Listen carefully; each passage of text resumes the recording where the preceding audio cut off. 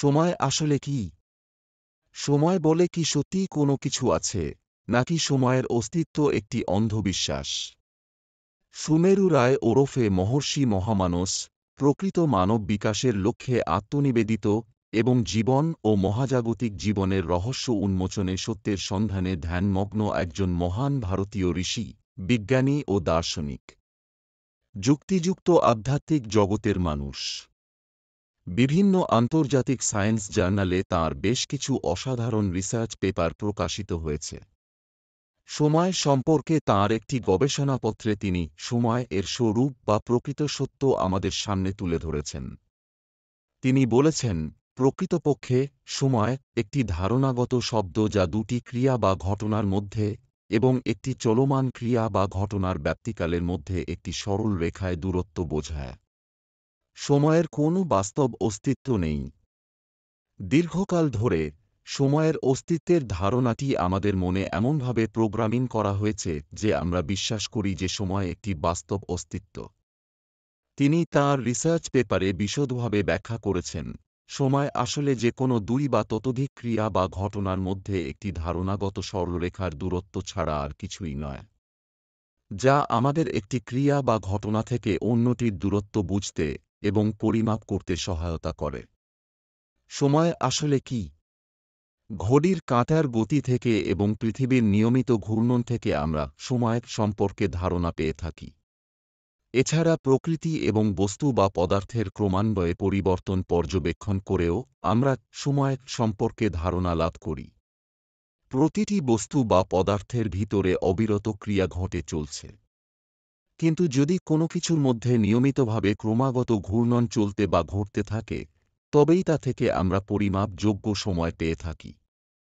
এবং সেই সময়ের মাপকাঠির ভিত্তিতে আমরা অন্যান্য ক্রিয়া বা ঘটনার মধ্যবর্তী দূরত্ব অথবা ঘটনার ব্যাপ্তিকাল পরিমাপ করে থাকি।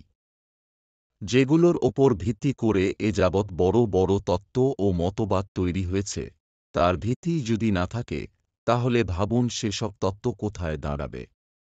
সময়ভিত্তিক তত্ত্বগুলির সাথে ঠিক এটিই ঘটেছে।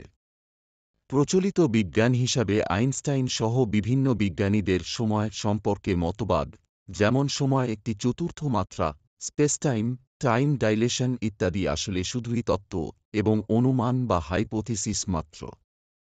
তাদের অনেকের অস্তিত্ব শুধুমাত্র গণিতের উপর নির্ভরশীল।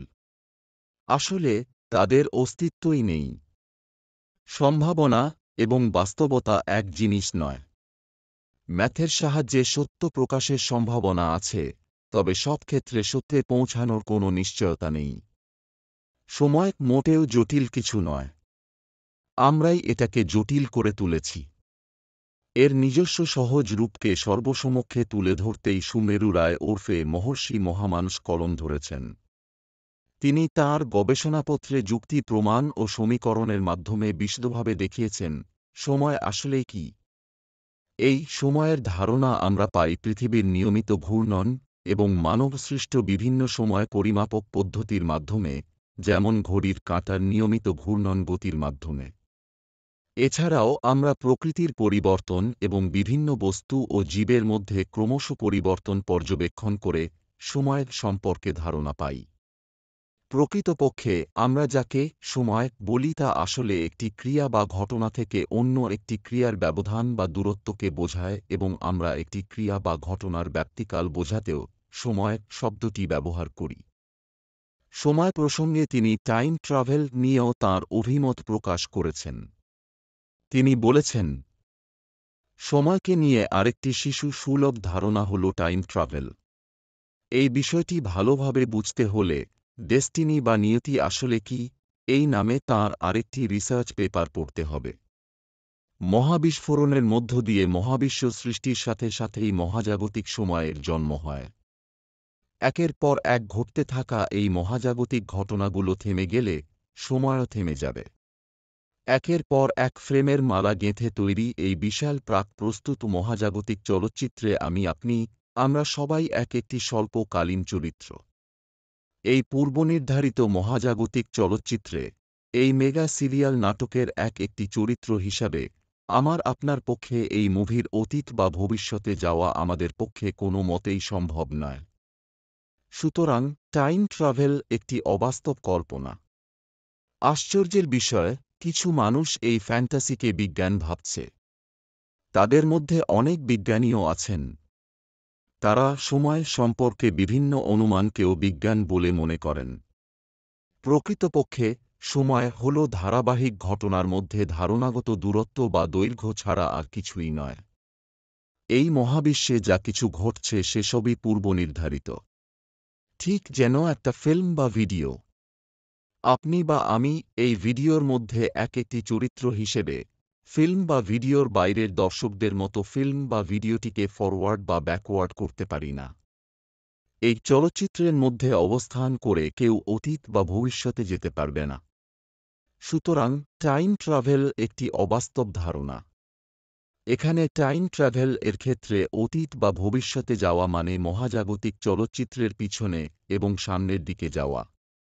তিনি বলেছেন, তাই বলে আমি এখানে সময়ের পিছনে বা অতীত যাওয়া অথবা ভবিষ্যতে এগিয়ে যাওয়ার কথা বলছি না। সময় সম্পর্কে আমার তত্ত্ব অনুসারে সময় হল দুটি ঘটনার মধ্যে ধারণাগত দূরত্ব। সুতরাং সেই ক্ষেত্রে সময়ের পিছনে বা এগিয়ে যাওয়া একটি অবাস্তব কল্পনা। মহর্ষি সময় জিনিসটাকে অত্যন্ত সহজ সরলভাবে আমাদেরকে বুঝিয়ে দিয়েছেন। একটি ঘটনার আগে বা পরে অপর একটি ঘটনা ঘটলে দুটি ঘটনার মধ্যবর্তী দূরত্ব বা ব্যবধানকে আমরা ঘড়ি বা অন্য কোনো একটি সময় পরিমাপক ব্যবস্থার সাহায্য নিয়ে বলি, এই ঘটনা থেকে ওই ঘটনাটি এতটা সময় আগে বা পরে সংঘটিত হয়েছে। দুটি ঘটনা যদি একই সঙ্গে সংঘটিত হয়, তখন দুটি ঘটনার মধ্যে আর দূরত্ব বা ব্যবধান বা সময় সৃষ্টি না হওয়ায় আমরা বলি দুটি ঘটনা একই সময়ে ঘটেছে। এক্ষেত্রে ঘটনার ব্যক্তিকাল অর্থাৎ ঘটনার শুরু থেকে শেষ অবধি অথবা একটি নির্দিষ্ট অংশ বা পয়েন্ট পর্যন্ত দূরত্বকে আমরা ঘটনার সময় নামে অভিহিত করে থাকি। এই হলো সময়ের প্রকৃত রূপ।